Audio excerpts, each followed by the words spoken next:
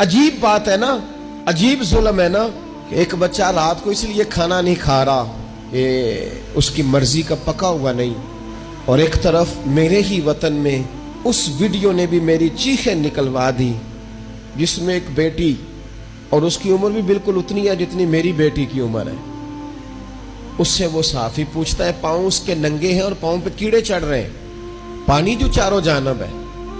तो उससे पूछता है, पुत्र क्या चाहिए? वो कहती है, सिर्फ रोटी खानी है, कोई मुतालबा नहीं, कोई मुतालबा नहीं। रोटी दा दुख न पुछो, ये रोटी बंदा खा जाती जी,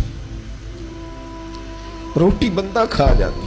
तो वो सोसाइटी किस तरह सुकून पाएगी कि जो अपने बच्चों के लिए तो हर रोज रंग बिरंगी चीजें खरीद के लाए, और बिल्कुल उनके 5-7 घंटे के फासले पर वो लोग भी मौजूद हों जो कहें सिर्फ एक टाइम रोटी मिल जाए।